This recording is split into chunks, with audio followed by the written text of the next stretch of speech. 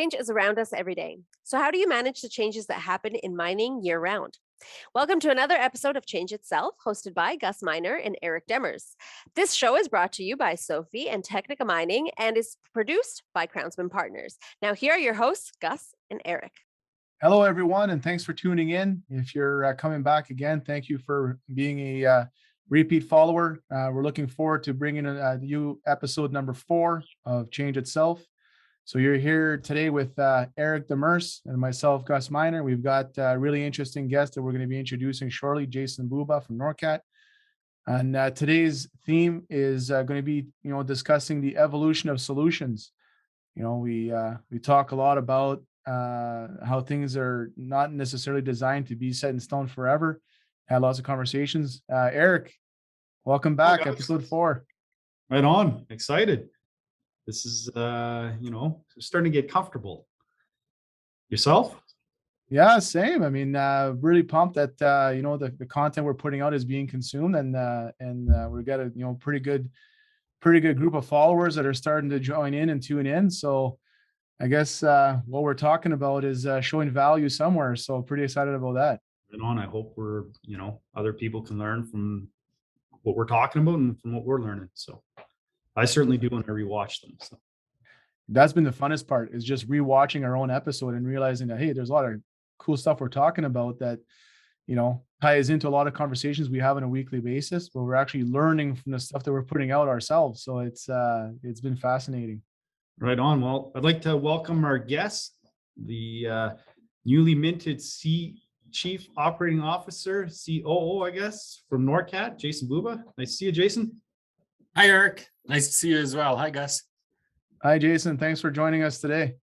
Thanks for having me to discuss change in the evolution of solution. Changes all around us these days, whether it's technology change or this pandemic we're going through that has forced a lot of change on people. So plenty to talk about in terms of change and innovation. Yeah, it's awesome. Want to kick us off, Gus? Any thoughts, any ideas?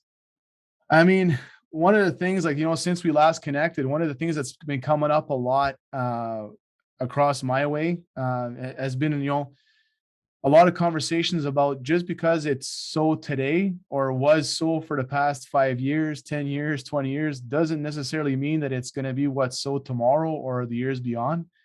And it's been fascinating to see what people are bringing up as far as solutions or even what they're challenging. What has come across your plates lately of things that are being challenged as especially like in the workplace, as far as, hey, I know we've always done it this way. However, today brings new complexity and new challenges. So we got to take our solutions that we kind of minted and reforge them so that we can keep the momentum moving forward. What's come across your way? Well, there really are so many things. Technology is changing so fast, and that current generation that's entering the workforce has really grown up with technology. This is the first generation that's literally grown up with technology since they were essentially infants and toddlers. So kind of like you alluded, when we're looking at the evolution of solutions, sometimes we don't even know that we need a solution for something, but some innovative person or an innovative company comes along and says, hey, we have been doing this for 5, 10, 15 years this way, but do we still need to do it this way? Is there a better way to accomplish the same thing or accomplish more, accomplish things even better? So, if we're looking in terms of evolution in business, there's so many things around battery electric, around AI, artificial intelligence, around green technology, and all of these things really can be viewed in different lenses across various industries, and how these various solutions might apply to different industries. But not just that, but how can these new innovative solutions apply across industries so that people can learn from each other? We don't have to keep on reinventing the wheel. We can make incremental adjustments to apply these things for solutions in various industries. you seeing any type of technologies? Think you talked about AI, and that one, seems to be a hot topic these days, and different things that I'm reading and looking at, and I guess hearing, because I'm paying attention to it. But there's going to be some evolution there. We went from, you talk about kids growing up with the technology. My kids know Google and they talk to Google. They got a question. Sometimes they don't even ask me. It's, hey, Google. So anything there, anything that's you're seeing that's going from one industry maybe could be applied to another industry? Yeah, absolutely. Well, if we look at something that's a hot topic these days in terms of electric vehicles, but these electric vehicles have a ton of AI built into them. They have a ton of autonomous technology built into them, and of course, companies like Tesla blazing the way and are leaders in that area. But now you're seeing pretty much all the auto manufacturers coming out with some incredible products that those price points coming down so that it's more affordable to the average person, and the technology getting better. So when we look at something like that, and then let's apply that to, say, the mining industry, which myself and you, Eric, are in, that's what we do day in and day out.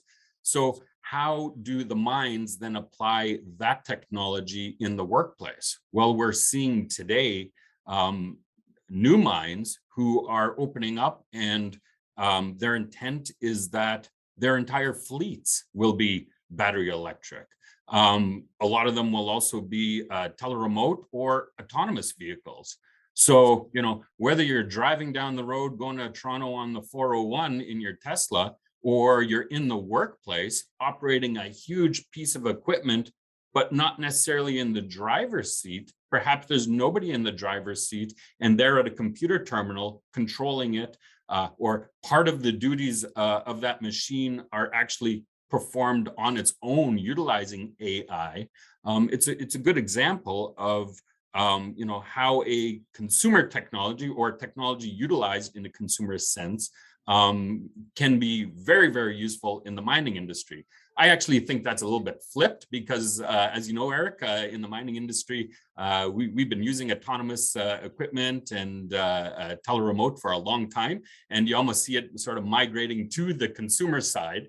But people don't necessarily always see that. So I feel like it's there in the mining, and there's pockets where it's like it's actually came and gone and sort of coming back, which is interesting to me. Like, I got an interesting LinkedIn video from a gentleman that was operating teleremote scoop somewhere in Zimbabwe, and I was like, wow, that's awesome. Like, I don't see very much of that happening in Sudbury. I've been hearing like rumblings that we're starting to come back and things are starting to happen, but like the technology was there probably 20 years ago at some of the Inco mines that were around at the time with some of the teleremote projects, and you're just starting to hear them come back. I know we were working with another company here in town. We're working at try the teleremote in a drift to optimize time between shifts, and that project just never came to fruition.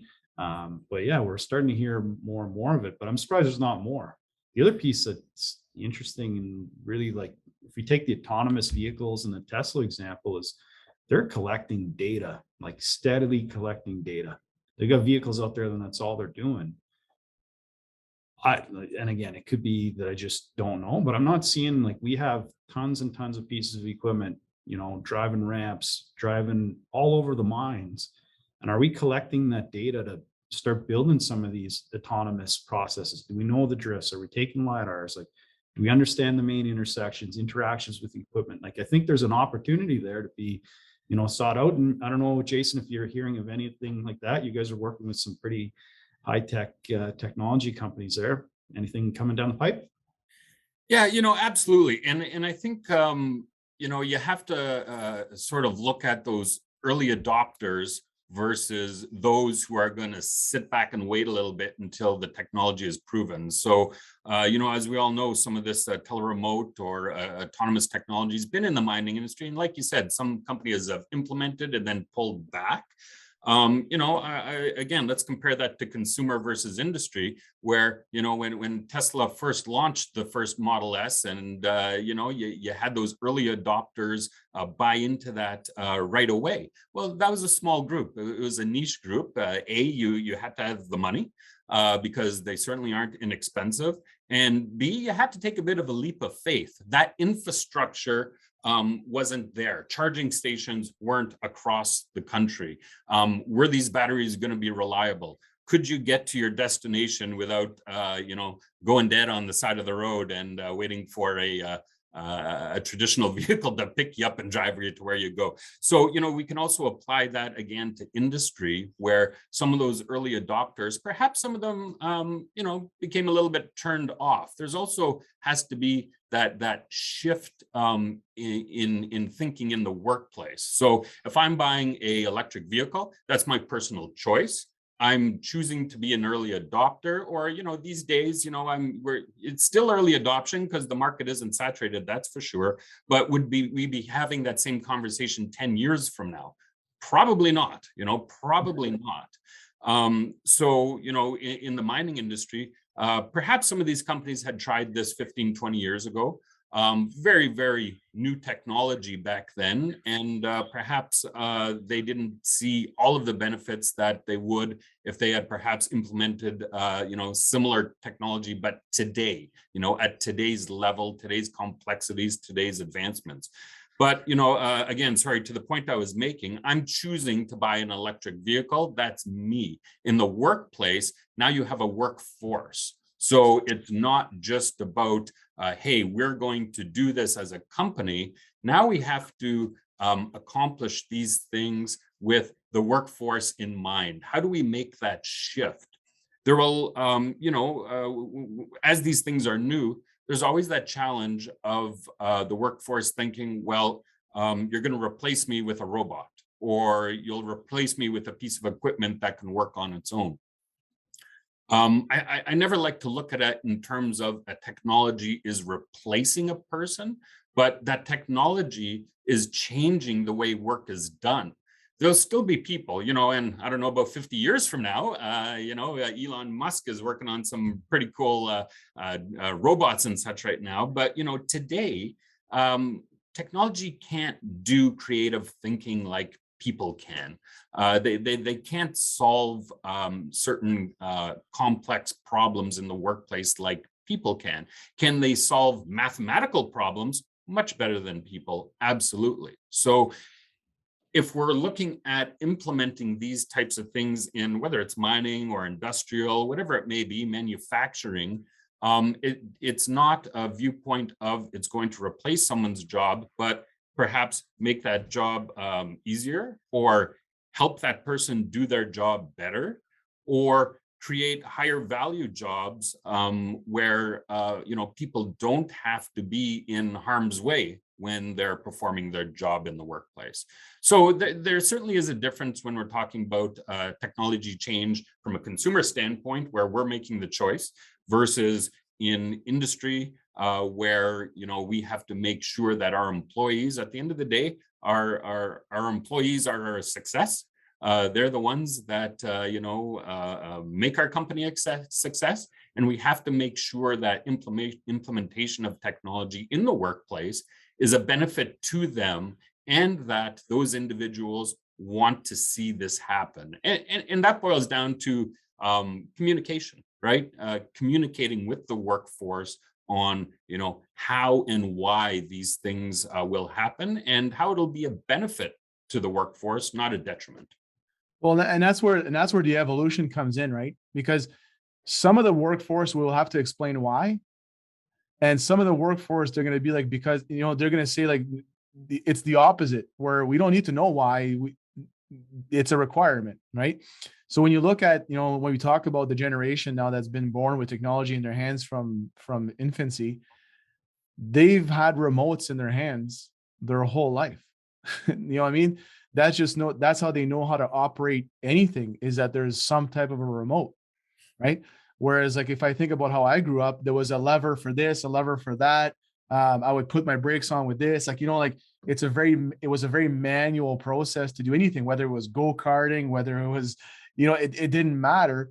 Everything was lever based. So now that it's all digital and everything is over remote, this is the workforce that's being injected. So when you look at the evolution of the solution, is that the solution has to match the talent that's coming in.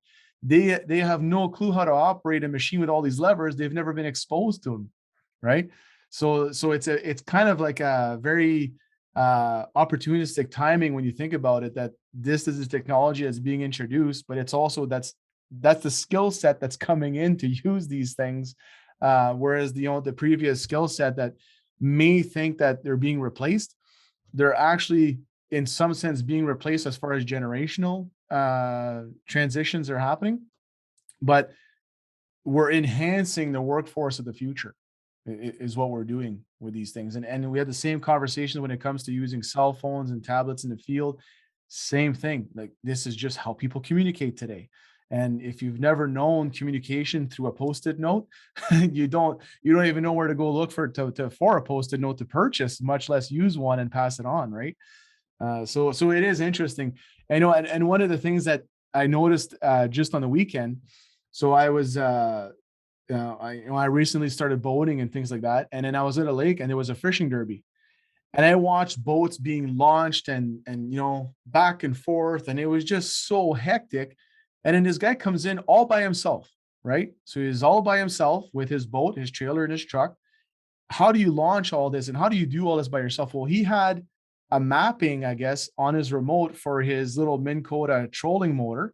So he launched his boat, set the mapping out. The boat took off on its own, went around the bay. He went and parked his vehicle, did everything else, put his trailer away, came back. The boat came right back to the dock. He got on and then off he went. I was like, and I was sitting there at the beach going, did that just really happen?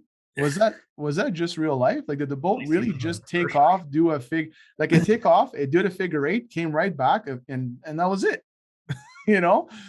It's quite astonishing. So when you look at those technologies and how they're going to cross pollinate everything from social activities to in the workplace to all over. It's quite amazing. And when you mention, he jumps out and he's got an app and his boat is first of all, I want a boat like that. I got to figure that out. but these little things we call a phone. I don't even know why they call them a phone these days. That's about the last thing you do is put it to your ear. But I guess the definition has stood the test of time. But when you look at something like that, the simple cell phone these days, how many industries has that upended and turned on its head? So, nobody runs around with a camera anymore. Nobody buys a camera. Nobody prints photos. We all remember the days we had photo albums. Well, this is your photo album. Nobody prints them anymore. So you have cameras, you have, photographic paper, those places we actually take it to and get your 12 photos developed. They don't exist anymore. That doesn't exist. You can do that? Yeah, no, yeah. I think there's one store in the city you can still do that at downtown. What about the movie rental places around the world? I know this didn't do that all to it, but kids these days, when we were younger, TVs got bigger and bigger and bigger. We always wanted the bigger TVs. Kids are happy watching a movie on their cell phone these days. Kids consume. I say kids. I'm in my 40s, so I'm those who grow up with it. They're consuming media different than they ever have before. So you even look at traditional media outlets who aren't seeing the ratings, aren't seeing the viewership, whether it's entertainment or news, because they're consuming things in a different way because of the phone. If we look back, even as short as, just a few years back, phones were very discouraged in the workplace. And now we have technology on the phones that are helping people do their jobs better, or helping them, eliminate paper or move data around the workplace faster. So now we're seeing that as a benefit. Every worker deserves to go home safely at the end of the day. Book a demo with Sophie to discover how their groundbreaking EHS management software empowers workers to proactively avoid hazards, and how organizations like yours can cultivate a stronger work culture. Visit them at sophie.com. Technica Mining is a premier underground mining and construction contractor. They stand for delivering quality project work on time and on budget through innovative thinking. Their excellent safety record, experienced workforce, and large equipment fleet will guarantee the timely completion of all your project needs. Trusted by the world's leading mining companies, Technica Mining has over 20 years of experience in mine construction, development, and production. Contact Technica Mining to take your next mining project to the next level. Visit them at technicamining.com. Change Itself is produced by Crownsman, the voice of industry. Check out more, including The Crownsman Show, Mining Now, Crownsman Energy, and Crownsman Egg at crownsman.com. I've had an interesting one this morning, maybe less, or not this morning, but this week, less on the technology side and more in like the workplace and like the evolution of like a company or work itself and how we're doing it. So I was getting ready to prepare an annual review for an employee, and I'm going through it and I'm reviewing some of the older ones that have been done. And I really start to question, like, what are we evaluating against? And so I start, going down a deep dive, and I end up in a rabbit hole, and I find this person's role description. And I start reading the role description. It was from 2013. So that's, it's 8 years old. It's quite old. I'm going to say irrelevant. And as I'm reading it, I'm like, this is what we're evaluating this person's performance against, something that was put out in 2013. And that at that point, like the solutions we had was like, we had training that was in a filing cabinet in an office. And then a copy of that went to site and it accompanied the person. The person held that document and brought it with them to the next site they went to. And like, that was the person's role. We're certainly not doing that anymore. We've, added HR softwares. We've got, health and safety softwares in the workplace. The workers have a tablet with all that information on it. They just carry it. So it's really interesting to see how it's evolved. And then some of it was like also like the design of the work, where I'm going back and going like, like that was interesting information and that was like insightful. If I gone back to that, are we following that model? Have things changed? Like, are you guys seeing any of that? Yeah, well, it's a very good point in terms of especially those employees who have perhaps been with a company for 5, 10, 15 years, right? Do we go back from an HR perspective and actually look at that initial contract or that, initial role profile for that individual? And like you said, Eric, by now, it's probably changed in some way or another. And are we reflecting that, A, in their day-to-day duties and expectations, and B, in their evaluations, like you said? So I think it's, HR certainly has a role in reviewing, employees' roles within the organization and making sure that they are up to date. And again, that goes for, brand new employees or employees that have been around for a long time. And, I think that an important thing when looking at change in the workplace, a lot of it is a mindset. Whether you're young or old, it really doesn't matter. How open are you to the change? And I'll give you a good example of this. Our manager of our simulation training department, who trains new and existing workers utilizing the state-of-the-art mining simulation technology, virtual reality technology, augmented reality technology, all of the latest things that we build. He's in his later 60s and he has, 40 years of experience in industry. And this individual craves change. He craves new innovation. And the reason why he does is because he wants the latest tools. He's not scared that innovation will replace him. He just wants the latest tools so that he can do a better job doing his job. And in that is training workers to be more effective at what they do and ultimately safer at what they do. And utilizing technology, we can really do a lot around, especially the safety component, high hazard situations that we can't even do in real life. We couldn't have done that in the past. We can't do it now in real life because they're high hazard situations. We don't want to put those individuals in, but utilizing technology, we can. So, and at the same time, perhaps you have a younger employee in who doesn't maybe they're a little bit more adverse to change. And so you have more challenges. So, you know, we keep on talking about the younger generation who's grown up with it in their hands, but, you know, don't dismiss that generation who's on the brink of retirement, because to me, it's a mindset. And if you're open for change for the benefit of all, it really doesn't matter what age you are. Yeah. And I've always been a true believer that as long as you've communicated the definition of success, because people want to be successful every day. Yeah. Right. And then I talked about this a few times, but as long as you've updated the definition of success, so whether it's from a role description, an updated contract, or whatever the case may be, and they know what they're being measured against, and they understand that this is now the definition of success, the change is usually absorbed pretty well, because they're like, okay, cool, I'm going to crush it with these new tools to accomplish this new version of success. But if you keep the version of success the same as it was 5 years ago, and you introduce all these new things, well, how do I accomplish that level of success with all this disruption? And it doesn't make sense to me anymore. Right. So I think that part, to you, both of you guys' point is, as we evolve and as we bring things forward and we reestablish the new target, and we know that there's work to be done to create the next level of work, right? Because any change requires work. But if we say, hey, we understand we're about to disrupt you, however, this is what we see as being successful. Well, now they're moving towards that target, and they're not concerned anymore about achieving the old target. Right. And I think that's disruptive, right? I throw a question to you guys. So, and as we're talking about this really coming to me, but are we conscious of some of this change sometimes, or is it just like happening to us and around us, and like we don't even recognize that it's happening? What do you guys see there, experiencing there?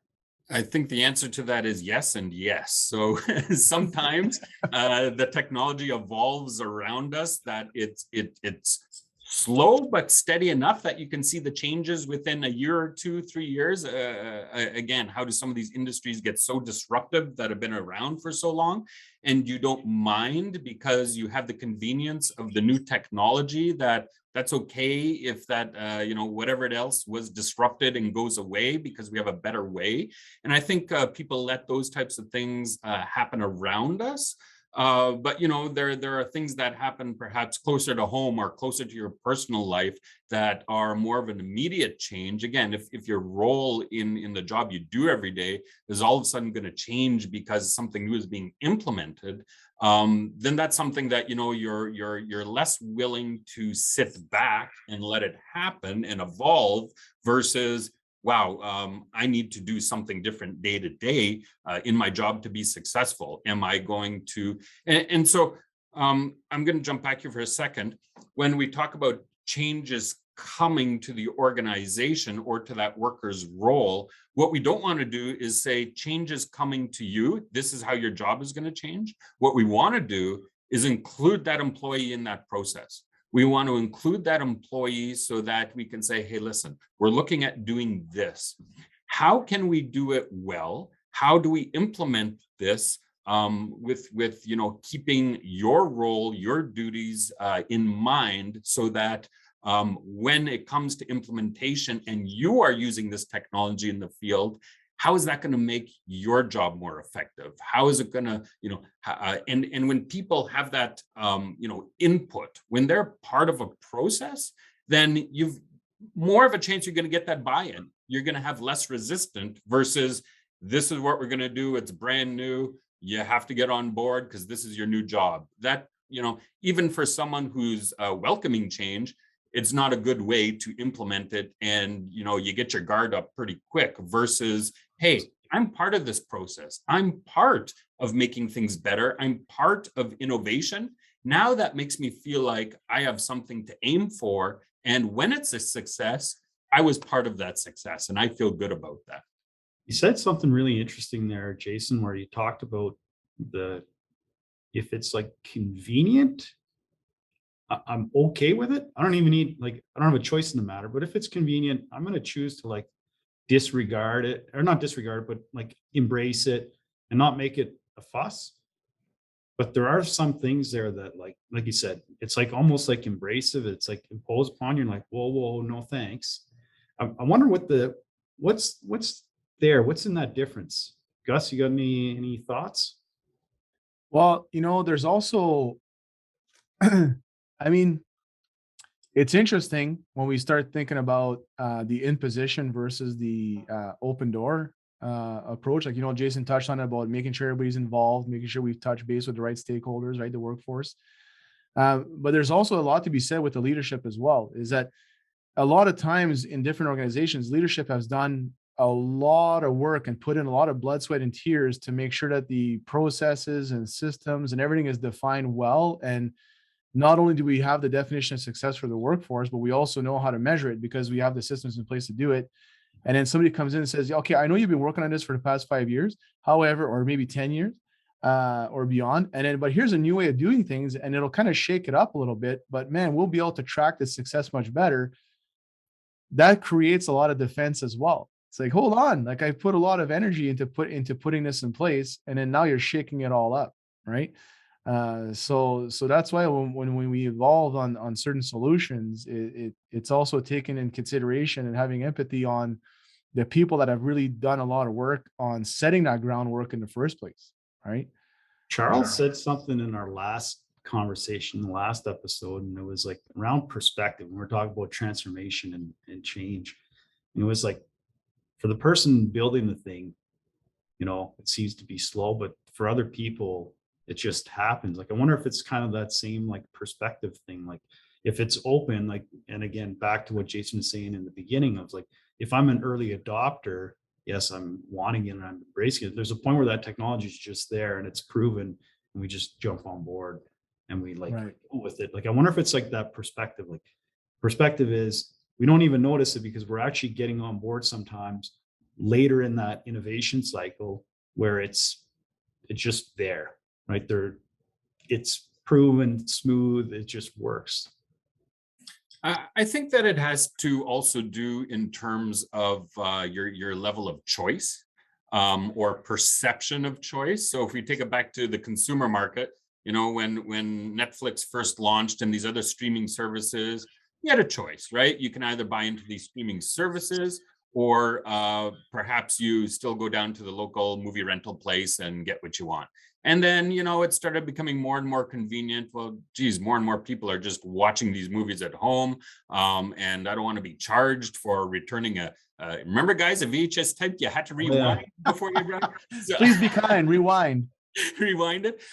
So you had choices in that, and the day-to-day impact to you and your family was pretty minimal. But here we are, as time progresses, and a lot of that industry has evolved so much that that's just gone away, and everybody just, rents from home, and you get instant access to whatever you want. Versus, it's more sensitive in the workplace, where now that choice is affecting me personally, but because it's also affecting me personally in my work, it's also affecting my family, right? If this is impacting my work, this is impacting my paycheck, what options do I have? I either go along with it, whether I like it or not, and continue my employment and being able to make a living for my family, to pay for my kids to go to school or my mortgage, whatever it is. It's expensive to live these days. Or I don't go along with it and risk all of those things and essentially put my family at risk. So I think that it's a more sensitive topic in terms of your level of choice and how it impacts you on a day-to-day basis, because whatever is impacting you at the workplace, it really is impacting your family. And, rightfully so, people get pretty defensive pretty quick if we think that our livelihood may or may not be challenged by a new technology that's being implemented in the field. So I do see that sensitivity from, a choice from a consumer technology adaptation versus something in the workplace that's going to actually in the workplace where like we're like coming in with some change that actually has no bearing on the person's like opportunity to earn a livelihood. Like, maybe it's the way we do incident investigation. Like, we're going through a change. We've changed the thresholds and the parameters, and that like sometimes seems to like, ooh, like there's some uncertainty there. Like, ooh, can we really do that? Should we do that? Like, no, I'm not comfortable doing that. And like, it doesn't affect anybody's livelihood, yet we're like sometimes so hesitant to like try one of these things on, or like question why it's done that way in the first place. So like I find it interesting because like, yeah, there are some points where if we're talking about like technology, like automated vehicles, that kind of stuff, I could see that kind of piece in the conversation, but sometimes it's just in how we do something, and it's actually how we do something that doesn't affect most people, but there's still a huge reluctance there. And there'll always be that difference between early adopters who are, hey, bring it. Give me the latest that you have. Let me test it first, and let me test it, break it, and give you some advice on how to improve on it. And then there's going to be those folks who are, yeah, okay, well, prove it works well, and then I'm happy to use it once it's proven. And then there's going to be those folks who are always going to be a little bit of a pushback on, hey, listen, we've done this like this for a long time. It works. Why are you trying to fix something in their mind that's not broken? So you'll always kind of have those three categories to work within and challenge. And we just have to challenge ourselves and challenge our employees to rise to the occasion. And again, communication is the key in all of this. Let's talk it out. There aren't many things that we can't solve if we just sat down and had that conversation. How maybe you can shed us some light as well as far as things that are going on in NORCAT. Like NORCAT has moved along quite a bit in the past 20 years. How has that evolution been taking place with yourselves? And that's a great question. So, we have our own operating mine, and we train new miners to enter the mining industry, and they are being trained with practical skills, right? We still need them in that underground environment. These are things you can't do on the surface above ground, and you can't accomplish all with technology. So we still train people every single day in the operating mine, in that traditional equipment, to get the fundamental skills. But what we also do is implement a ton of technology in the learning process. We use augmented reality in terms of bringing the virtual world to the real world and having workers interact with that. We also use virtual reality to train workers on pre-operational checks and other situations on equipment. So if I'm training a new worker how to do a pre-operational check in the field, I'm probably standing in front of a piece of equipment that's in fairly good working order, because it should be in fairly good working order. So I can train someone to do a pre-op check in the field, and they can do it in front of me. The challenge there is, can they really catch those fault conditions, which is difficult to train in the field because, again, that equipment should be in good working order. So in virtual reality, we put them in front of that exact same piece of equipment. And once they're competent in performing a pre-operational check on that piece of equipment in good working order, now we have over 200 fault conditions that we can trigger for that worker, get them back in the virtual reality world and say, okay, let's do that pre-op check again. And let's see if you find any things that are wrong with this piece of equipment this time. And the technology has advanced so far that it looks like the real piece of equipment in a real operating mine, and those workers are immersed in that environment. And because these are new workers, we all know that the mining environment can be a little bit intimidating for a new worker. So, all of a sudden they're in a dark, wet, loud place that's, surrounded by rock with heavy equipment moving around. And, there can be a sense of nervousness for these new workers who are doing something they've never experienced before. As these new workers, we're doing a research project right now on this, the effectiveness of learning technology in the workplace.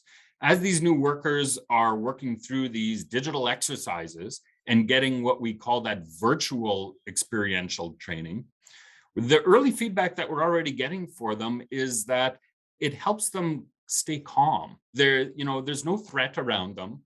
They're not going to be harmed by the equipment. They're not going to injure themselves. They're not going to injure a coworker by doing something wrong with the equipment. So there's an instant sense of calm with what they're doing in the training. Because they're calmer, because they're not nervous, now they're just paying attention to the learnings that's going on. They can just laser focus on what's being taught. So quite often with companies, they'll ask me, how fast can you get someone trained? Can you get them trained faster? We don't like measuring on speed. We want to measure so that that person is competent and proficient in their tasks. But if you do want to look at it in terms of time, well, the learning technology is always there. When you're looking at equipment in the field, it's not always there. It's being used most of the time, and it's a big challenge to get that equipment to be used dedicated to training. So learning technology is always available 24/7, 7 days a week, and it allows you to train those workers on situations that may take them 2, 3, 4 years to actually experience in the field. Well, you may have forgot that by the time you get to experience it in the field, but with the learning technology, we can build some of that muscle memory so that when an incident does happen in the field, they have the skills, the knowledge, the memory to be able to respond to that. So once they graduate from the virtual reality training, then they go into the mining equipment simulator training, where they're actually at the physical controls. And you guys have seen this at our place. They're the actual physical controls, but a screen around them in a virtual mining environment. So now we want to get those individuals to be competent, but also to a certain level of proficiency in this. And then we train them again, brake failures, engine fires, all of these things that they can encounter in the workplace. These are real hazards that do occur and impossible to train otherwise if we weren't using learning technology. So those workers who then migrate to the workplace, this goes to when we were talking earlier about employees thinking, well, this will replace my job. It doesn't replace their job whatsoever. What I call this is the trainer's toolbox. Let's give trainers all the tools we possibly can so that they can do their jobs more effectively utilizing technology. So once these workers then go into the field and they start interacting with the actual equipment in the actual environment, we've seen already that they're much calmer, and they have that virtual experiential training where they're actually able to do that pre-operational check on that piece of equipment that's standing right in front of them without any further guidance, without any further instruction. So we're proving that you can actually teach these practical skills with learning technology, not just theoretical skills. So we're doing a lot around that. We're working on some research projects as well around this to help prove that out, because there aren't a lot of independent white papers that are dedicated to learning technology in the workplace. And we're always innovating, always moving forward, and doing some real fun stuff in the simulation VR, AR space. Jason, are you guys seeing a shift? I know we've had this conversation, before. We've actually trialed some of it, but are you seeing a shift also in like the need for just give me somebody trained to like, let's build some proficiency and some skills? Like, are we seeing that shift yet? Yes. People are still eager though to get, that worker in the field as soon as possible. I think that you're seeing a little bit of a different shift in that thinking right now, because we all know that right now, whether it's in industries like construction, the skilled trades, or the mining industry, there's a big human capital gap there. We literally just don't have enough people entering these industries for the demand of jobs right now. So if you're looking for that highly skilled worker who's highly proficient at these tasks, let's say they have 5 to 10 years worth of experience, tremendously difficult to get right now, because they're working, and if they're in mining and construction here in Ontario specifically, they're making a good living. So these are individuals who are difficult to attract. So if we look back now and companies need to hire because the industries are doing well right now and they need people badly, now people are looking at it a little bit more differently. Okay, we will take that entry level worker. We're more open to that now, and guess what? We need that entry level worker to be a little bit more skilled, because we even have a shortage of these experienced trainers in the field who can get these folks to that level of competence. So in that, Eric, what we've actually seen, and again, it goes back to that blend of practical and learning technology. What we've actually been doing a lot of is to augment that entry level training is on-site training with workers. So now they're in that workplace, they're brand new workers, brand new on pieces of equipment, but now we're in their actual workplace, helping them along. And it's not just training, but it's also mentoring, right? We want the right people to be helping these folks to gain the knowledge and skills and apply those now in the actual workplace, to get them to that level of proficiency. Now, the thing is with proficiency is, nothing helps more than time and experience, right? You have to be there, you have to do the task. And just like anything we do in life, the more you do it, the better you get. Well, that's excellent. And, we've always reserved some spots, some time at the end of our interviews so we can cover new technologies. And I thought that was a great way to introduce new technology, from the sense of learning technologies. So thanks for sharing that with us. Thanks a lot for joining us. I mean, we want to make sure that we are sensitive to the time that we have allocated for ourselves and for the audience. I'm sure we can keep the conversation going on for many hours yet. Yeah, thanks for joining us today, Jason. Very valuable insights. Eric, here we are wrapping up episode number 4. Right on. Thanks a lot. Thanks for joining us. Yes, thank you, guys. Thank you, Eric. Right on. For everybody watching, if you're interested in what we're presenting on a monthly basis, go ahead on your YouTube channel and ring that bell, follow us, like us, all the cool stuff that you're doing these days to stay in tune with the content. And we're looking forward to your feedback, and we'll catch you next month with our next episode.